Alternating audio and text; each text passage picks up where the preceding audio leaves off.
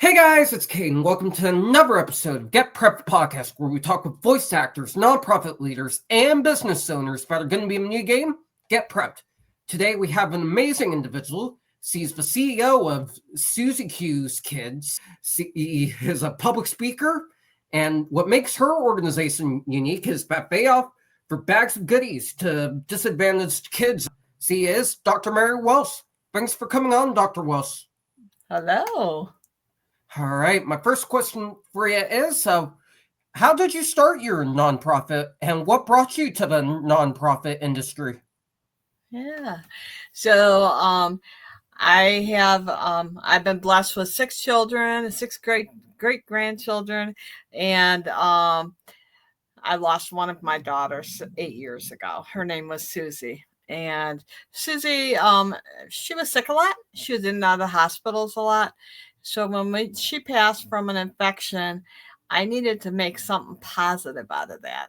I could have just went down a negative path, but that's not how we like to approach life. So she smiled all the time. So we are smile makers. We create smiles with kids and all the adults that help us along the path. That's an amazing mission to have, and I'm glad you were able to turn something negative into something positive. That's honestly what life is about. My next question for you is, what's a highlight of your nonprofit career that keeps you going? So we create comfort bags and we give them to children and other nonprofits. So we build the servant leadership of our youth and we strengthen the nonprofits that we help. So we give a panda bear and a blanket and a bag full of goodies to kids that are in hospitals, shelters, foster care, grief centers, autism centers, anywhere that there's a kid in need.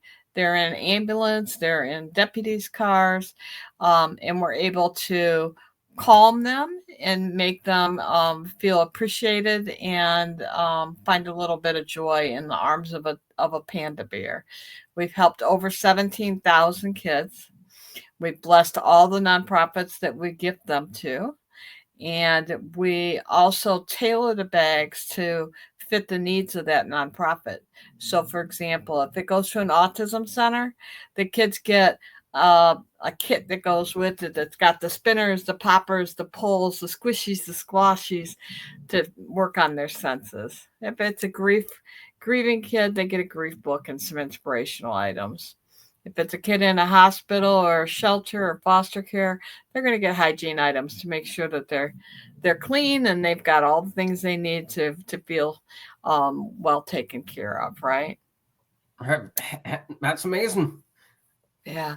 So what I'm the most proud of is we make all those kids smile, but we go into schools and youth groups and talk to kids about the power of positivity and how it's okay not to be okay.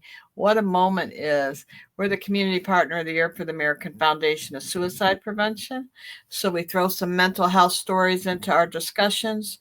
Although our daughter died from sepsis, I believe everybody needs a little extra dialogue to make them feel good about themselves and others. And so we talk about philanthropy and how we can engage kids doing fundraising, in-kind products, service, volunteerism. So at the end of my talks, I always ask the kids, so what do you want to do? What kind of kids do you want to help? What's that passion? And so if I asked you that, what kind of kids would you want to help, Caden? I would want to help autistic kids or people who feel misunderstood in society. Yes, yes. So that's a great way to do that. So then the next question I would ask you is, so how are we going to do it, Caden? What are we going to do to make it happen? How can we do that? Are we going to fundraise? Are we going to do in-kind products? Are you going to come over and help me make bags? Are you going to draw cards and send them to me in the mail? How are we going to do it? So I always say passion and purpose. When you equal them together, it's called engagement. So we engage kids in helping kids. That's an amazing perspective. I never really thought of it like that. And to answer that question, doing stuff like this definitely helps autistic kids to show that they're capable of amazing things no matter what they're going through. And I regularly spotlight neurodivergent artists, neurodivergent individuals, neurodivergent products and companies in order to show society that autistic and neurodiverse individuals are capable of amazing things with an open heart. Absolutely. So we have we work with the I'm in Macomb County, so Macomb Intermediate School District here, and we work with kids that are 18 to 26 that are still in school. They've got some challenges, whatever that challenge is. I take them grandma brag books, the little plastic books where you can put pictures in it, and I give them a whole bunch of inspirational sayings. They put them together for me. I'll take kits of sensory items to them, and they'll put those together for me. Everybody in our society, I don't care what your challenge is, if you're 100% or under 100% or however you want to call it, we're all unique. We all have special talents, and we can all contribute, and we can all help this make this world a little bit better place. I absolutely agree. I absolutely agree with that. My next question for you is, how do you stay connected to the community? Yeah. So I like service groups. So I am in the Lions, the Kiwanis, the Rotary, the Optimists.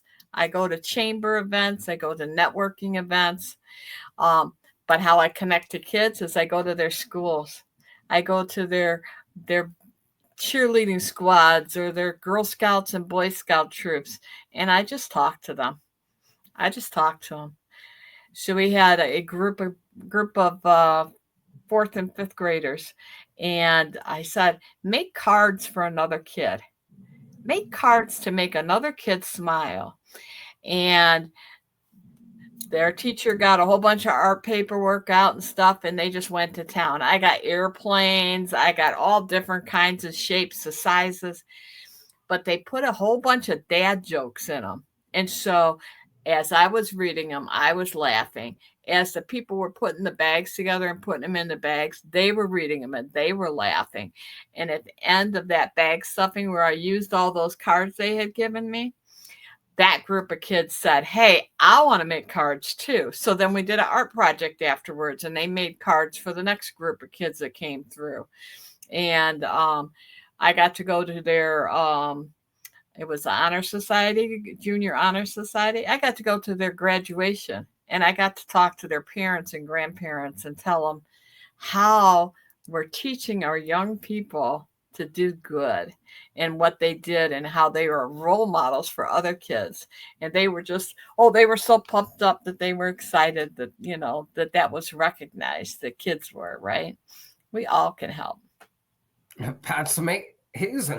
And I'm glad you're teaching kids to stay connected to the community while connecting with that community specifically. I think it's extremely important, especially in today's generation, that children know that human connection is extremely important. My last question for you is, what's something that you learned while running your nonprofit that you wish you knew when you first started? Oh, my goodness. You know what? There's no stupid question. There's no stupid question except the one you don't ask. So my husband laughed at me. I would say, I want a building. I want this. I want that, because we were growing and growing and growing. And I was at a donors meeting, and we were there for about an hour and a half. And he says, anything else? And I said, it's killing me. I see that little statue on your wall over there. And he turns around and looked at it. And he goes, you do? I said, I know what it means. He said, what's it mean? I said, it's a coaching program for millionaires. You have to be a millionaire in order to be in that coaching program. So I'm going to ask this question. I don't know who you know. I don't know who they know. And I don't really care, but I need a van. And so you can help me spread that word to help me get a van. And he wrote it down on a piece of paper. And then he said, "Follow me." And he took me out in the yard and he gave us a van. Full size, haul top, it's what I use for all my deliveries and pickups. And it's a driving billboard. If I didn't ask the question, I never would have got it. So don't be bashful. Ask the question. If you're in school, ask the question. If you're somebody's doing something, ask the question. Because you know what? If you don't ask, somebody else doesn't know the answer either. They're just afraid not to say it. That's an amazing answer, and I absolutely agree. Speak your mind on something, and if you have a question, ask it. What's the worst someone's going to say? Anyways, that's going to do it for this interview, guys. Thank you so much to Dr. Welsh for coming on and sharing her story. If you guys want to see more amazing interviews with those involved in Get Prepped, be sure to like, comment, and subscribe to the Get Prepped channel. And to learn more about the game, scan the QR code here. Thank you guys so much for watching, and we'll see you in the next one.